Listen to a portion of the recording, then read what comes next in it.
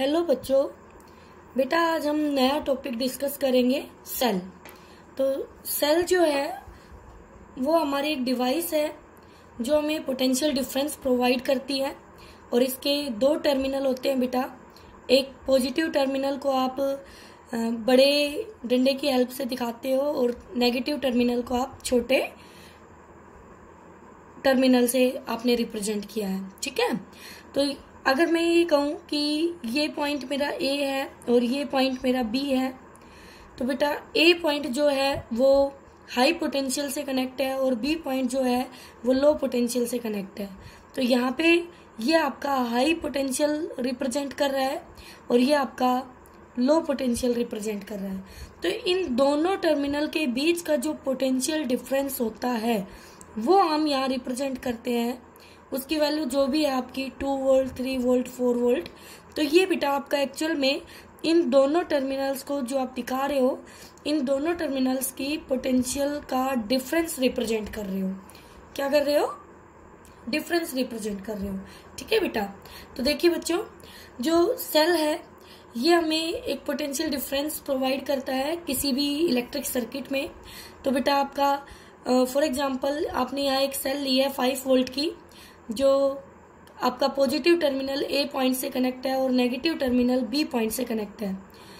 और बेटा ए terminal high potential पे है, बी टर्मिनल लो पोटेंशियल पे है। अब जो पोटेंशियल वीए यानी ए टर्मिनल पर है और जो पोटेंशियल बी टर्मिनल पे है, उन दोनों का डिफरेंस आपका 5 वोल्ट है। ओके बच्चों, अब एक सेल से रिलेटेड हम दो टर्म डिफाइन करेंगे। सेल से रिलेटेड दो टर्म कौन कौन सी है बच्चों? पहली है आपकी ईएमएफ और दूसरी है बेटा टर्मिनल पोटेंशियल डिफरेंस। अब ध्यान से सुनना। ईएमएफ होता है इलेक्ट्रोमोटिव फोर्स। इसका पूरा नाम सुन के बेटा ऐसा लगता है कि ये एक तरह का फोर्स है, but EMF is a potential difference, it is a potential. इसकी यूनिट भी वोल्ट होती है जो पोटेंशियल की होती है। तो ईएमएफ हमारा क्या है? इलेक्ट्रोमोटिव फोर्स है, लेकिन ये एक पोटेंशियल डिफरेंस है बेटा। और ये पोटेंशियल डिफरेंस कब होता है? अब देखिए इधर आपको अच्छे से समझ में आएगा। आप मार्केट जाते हैं और मार्केट से कोई एक सेल खरीद के लाते हैं जो आप अपनी रेडियो वगैरह में लगाते हैं, निप्पो का सेल। ठीक है, अब इस सेल के ऊपर एक पोटेंशियल लिखा होता है। मान लीजिए 1.7 वोल्ट लिखा हुआ है, ये कि ये इतने वोल्ट की सेल है हमारी। ठीक है, अब ये जो लिखा हुआ है बेटा, ये है इसका ईएमएफ। क्या है बच्चों? ईएमएफ। और बेटा ईएमएफ को हम स्मॉल ई से ऐसे रिप्रेजेंट करेंगे, इसका ये सिंबल होगा, आप इसी नोटेशन को यूज करेंगे। तो बेटा जी, जब आप मार्केट से खरीद के लाए हो तब आपने इस सेल को किसी सर्किट, इलेक्ट्रिक सर्किट में कनेक्ट नहीं किया है, तो फिलहाल ये एक ओपन सर्किट की तरह है, यानी इसके जो टर्मिनल है वो किसी डिवाइस से कनेक्ट नहीं है। लेकिन जब आप इसको किसी डिवाइस से कनेक्ट करते हैं, फॉर एग्जांपल किसी बल्ब से कनेक्ट कर दिया आपने, तो इस बल्ब के अक्रॉस जो वोल्टेज ड्रॉप होता है, जो पोटेंशियल डिफरेंस होता है, वो आपका टर्मिनल पोटेंशियल डिफरेंस कहलाता है। क्या कहलाता है? Terminal potential difference. तो जब ये सर्किट कंप्लीट हो जाता है तब इस सेल ने जो इस बल्ब को पोटेंशियल डिफरेंस दिया है वो यहाँ पर अपनी मार्केट जो वैल्यू थी इसकी 1.7 वोल्ट, जो आप खरीद के लाए थे तब थी इतनी वोल्टेज, लेकिन जब हमने यहाँ पर इसके अक्रॉस एक वोल्ट मीटर लगाया, आइडियल वोल्ट मीटर, तो हमने पाया कि इसके अक्रॉस पोटेंशियल डिफरेंस है 1.5 वोल्ट का। कितना है? 1.5 वोल्ट का। इसका मतलब ये हुआ कि 0.2 वोल्ट का हमें धोखा दिया गया है। इतनी तो हमें मिली ही नहीं। हमें मिलनी चाहिए थी 1.7 वोल्ट, लेकिन इसकी जगह हमें मिलती है 1.5 वोल्ट। तो बेटा 1.7 वोल्ट तो है आपकी ईएमएफ, जो ओपन सर्किट में,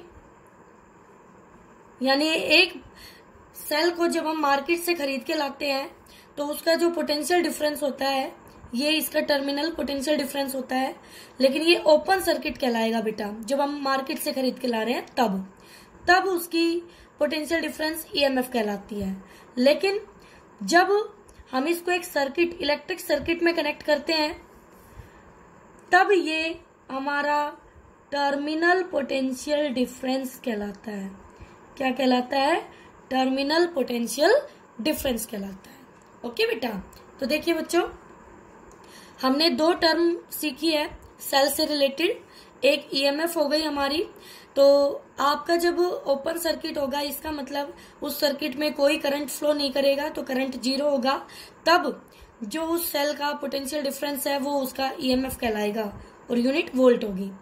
फिर जब हम सर्किट क्लोज करेंगे, इस तरह से ये सर्किट पूरा किया हमने, तो निप्पो की आपकी ये सेल है, मार्केट से लाए, तो इसका 1.7 वोल्ट पोटेंशियल डिफरेंस था ए बी टर्मिनल का। लेकिन जब इसको एक बल्ब से कनेक्ट किया तो हमने पाया कि जो इस बल्ब के अक्रॉस वोल्टेज ड्रॉप हुआ, हमने एक आइडियल वोल्टमीटर से मेजर किया, 1.5 वोल्ट मिला।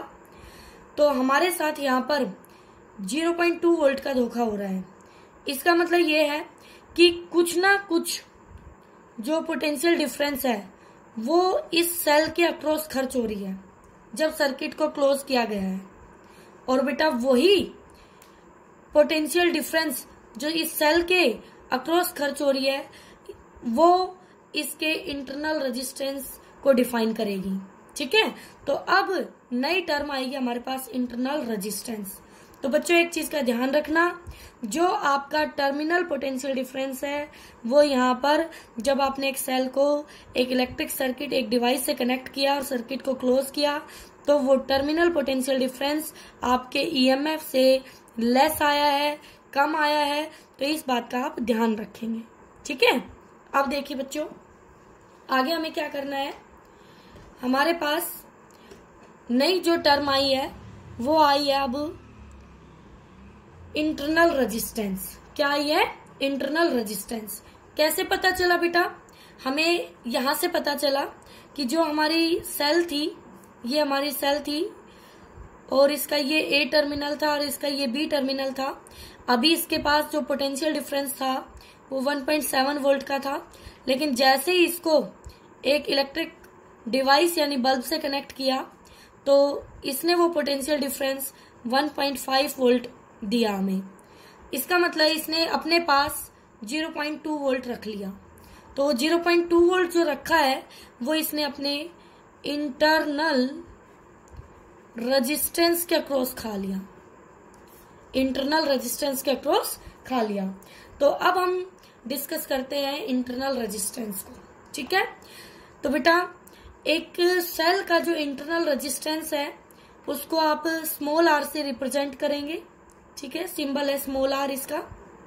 और जो इंटरनल रेजिस्टेंस है जो हमारे सेल के इलेक्ट्रोड या इलेक्ट्रोलाइट ऑफर करते हैं, यानी इलेक्ट्रोलाइट और हम किस तरह का इलेक्ट्रोलाइट या इलेक्ट्रोड यूज करेंगे उस पर डिपेंड करेगा उसका इंटरनल रेजिस्टेंस।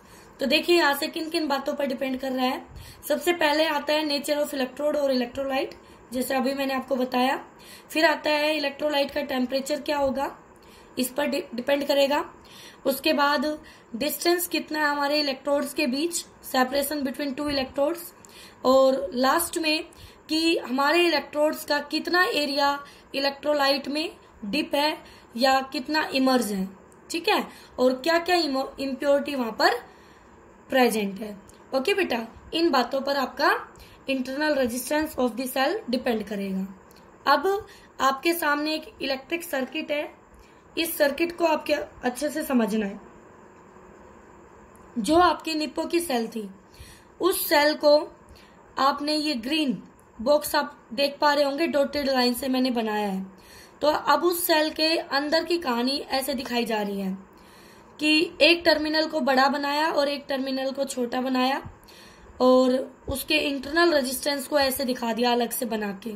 ठीक है, तो ये उस सेल का ईएमएफ है ई और सेल का इंटरनल रेजिस्टेंस आर है, और ए टर्मिनल उसका ये है और बी टर्मिनल उसका ये है। ठीक है, तो इस इंटरनल रेजिस्टेंस को बेटा आप सेल से लेफ्ट या राइट किसी तरफ बना सकते हैं, कोई दिक्कत नहीं है। और फिर हमने अपनी सेल को एक्सटर्नल रेजिस्टेंस आर से रिप्रेजेंट किया है, कैपिटल आर। तो जब भी आप सेल की बात करेंगे तो उसका इंटरनल रेजिस्टेंस स्मॉल आर से रिप्रेजेंट होगा और एक्सटर्नल रेजिस्टेंस को हम कैपिटल आर से रिप्रेजेंट करने वाले हैं। ठीक है बेटा। तो जब मार्केट से खरीद के लाए तो इसका टर्मिनल जो इसके पोटेंशियल डिफरेंस था इसके अक्रॉस, ए बी पॉइंट के अक्रॉस, वो ई था। लेकिन जैसे ही एक इलेक्ट्रिक सर्किट से कनेक्ट किया तो इसके अक्रॉस जो पोटेंशियल डिफरेंस यानी ए बी पॉइंट का जो पोटेंशियल डिफरेंस है वो वी के इक्वल आया, वो वी टर्मिनल पोटेंशियल डिफरेंस के इक्वल आया। ठीक है बेटा। अब सुनिए, ये सेल है बेटा आपका, सेल के पॉजिटिव टर्मिनल से करंट ऐसे निकलेगा, बिल्कुल ऐसे जाएगा सर्किट में ही, ऐसे घूमेगा। करंट एंटर हो रहा है प्लस साइन, लीव कर रहा है माइनस साइन, ऐसे चला और ये इधर आया और फिर ये बैटरी के नेगेटिव में एंटर कर गया। अगर बच्चों आप यहां पर देखें तो ये बैटरी या सेल के बाहर घूम रहा है ऐसे। ठीक है। अगर सेल के अंदर करंट जाएगा तो क्या वो नेगेटिव टर्मिनल से पॉजिटिव की तरफ जाएगा? बिल्कुल जाएगा। अब ध्यान से देखिए, यहां पर आपका अक्रॉस दी सेल, ये हमारा सेल है। हमने सीखा है पोटेंशियल लिखना, किन्हीं दो पॉइंट के बीच का पोटेंशियल डिफरेंस। तो हम पहले अक्रॉस दी सेल लिखेंगे। तो कैसे लिखेंगे? देखो, सेल के अक्रॉस ये ए टर्मिनल, फिर आपकी सेल, फिर ये रेजिस्टेंस, फिर आपका बी टर्मिनल। तो हम यहीं तक की बात करेंगे बेटा। अब करंट एंटर करेगा इस रेजिस्टेंस में तो यहाँ प्लस और यहां से लीव होगा तो यहाँ माइनस। सेल का ये पॉजिटिव टर्मिनल, ये बड़ा टर्मिनल पॉजिटिव, छोटा वाला नेगेटिव। ठीक है। तो लिखिए बेटा, लिखना शुरू करते हैं अब हम। तो यहां से सबसे पहले हम ए टर्मिनल पे पहुंचेंगे तो पोटेंशियल हो गया वी ए, फिर सेल का डेस्टिनेशन साइन नेगेटिव माइनस ई, सेल का ईएमएफ पोटेंशियल ई है बेटा। फिर करंट आई घूम रहा है सर्किट में और इंटरनल रेजिस्टेंस यानी रेजिस्टेंस के अक्रॉस जो पोटेंशियल होगा वो आई इंटू आर होगा और सिंबल आपका पॉजिटिव आएगा, साइन आपका उसके बाद इक्वल टू वी बी। तो क्या यहाँ से V A minus V B यानी जो ये पोटेंशियल डिफरेंस आया वो ई माइनस आई आर आया। इसका मतलब ये है कि जब एक सेल की बात करेंगे तो उसके अक्रॉस जो पोटेंशियल डिफरेंस होगा वो ई माइनस आई आर होगा। कब? जब उसको एक सर्किट में हमने क्लोज किया है तब। ठीक है। चलते हैं आगे, इस रेजिस्टेंस के अक्रॉस देखते हैं। तो क्या ये ए टर्मिनल यहां तक ए ही रहेगा और ये बी टर्मिनल ऐसे यहां तक बी रहेगा, यानी जो पोटेंशियल यहाँ है वही पोटेंशियल यहाँ होगा और जो पोटेंशियल यहाँ है वही पोटेंशियल यहाँ होगा। ओके बच्चों, तो यहां से चलना स्टार्ट करेंगे। तो आपने लिखा across resistance R V A, okay V A, resistance का destination sign negative, current I और resistance R I R equal to V B. ठीक है। V A minus V B equal to I R. इसका मतलब ये हुआ कि जो ए और बी टर्मिनल के बीच का पोटेंशियल डिफरेंस था वो एक्सटर्नल रेजिस्टेंस की फॉर्म में आई आर आया और सेल और इंटरनल रेजिस्टेंस की फॉर्म में ई माइनस आई आर आया। तो अगर हमें सेल और इंटरनल रेजिस्टेंस की फॉर्म में लिखना है टर्मिनल पोटेंशियल डिफरेंस तो वो ई माइनस आई आर लिखा जाएगा बेटा, और अगर लोड रेजिस्टेंस की फॉर्म में लिखना है तो वो आई आर लिखा जाएगा। Capital R load resistance external resistance कहलाएगा। क्या हम इन दोनों को कंपेयर कर सकते हैं? बिल्कुल। तो कंपेयर किया, इक्वेट कर दिया बेटा दोनों को। तो यहां से आपको ईएमएफ मिला, इस टर्म को उधर ले गए, I R plus I R, I common लिया बच्चों। तो आप करंट निकाल सकते हैं इस सर्किट में कितना करंट दौड़ रहा है। तो आई हो गया EMF of the cell upon में internal resistance of the cell plus external resistance of the cell. तो बच्चों गलती से सेल लगाने के बाद लोड रेजिस्टेंस कनेक्ट करने के बाद ये मत कहना कि जो करंट है वो सिर्फ कैपिटल आर पे डिपेंड करेगा। नहीं, वो इस बात पे भी डिपेंड करेगा कि जो सेल बनी है वो कैसे इलेक्ट्रोलाइट यानी कि इलेक्ट्रोलाइट बताता है उसका आर कितना होगा। तो आर की वैल्यू इलेक्ट्रोलाइट के नेचर वगैरह पे डिपेंड कर रही है। इसका मतलब मैं कह सकती हूँ कि आर पे डिपेंड करेगा। ठीक है, तो यहाँ पर जो करंट है हमारा सर्किट का, वो लोड रेजिस्टेंस के साथ साथ एक सेल के इंटरनल रेजिस्टेंस पर भी डिपेंड कर रहा है। अगर इंटरनल रेजिस्टेंस वेरी करेगा तो हमारा total current in the circuit भी वेरी करेगा। ओके बच्चों, तो ये था आपका करंट जो हमने यहाँ से फाइंड आउट कर लिया है। आप यहाँ से इसी रिलेशन को आगे ले जाके ई का रिलेशन फाइंड आउट कर सकते हैं। जैसे यहाँ पे आपने ये लिखा था, ये देखिए यहाँ से ई माइनस आई आर लिखा था आपने, तो ये जो पोटेंशियल है V A minus V B, V A minus V B, ये देखिए बेटा ये V A minus V B, तो इसको हम क्या लिख सकते हैं बच्चों, आई आर, और आई आर हम क्या कह रहे हैं, टर्मिनल पोटेंशियल डिफरेंस यानी वी, तो हम टर्मिनल पोटेंशियल डिफरेंस को वी से रिप्रेजेंट करेंगे, यानी दो टर्मिनल के बीच का पोटेंशियल डिफरेंस वी। आप इसको सिंपली वी भी लिख सकते हैं, सिंपली जैसे ऊपर लिखा हुआ है वी भी लिख सकते हैं। तो बेटा जैसे मैं यहाँ पे वी लिखूंगी तो क्या v equal to terminal potential difference E minus I R होगा। तो इस रिलेशन को हम फर्दर आगे प्रोसीड करेंगे, आगे समझेंगे इसको। ठीक है बेटा, तो आप यहाँ तक इसको अच्छे से करें।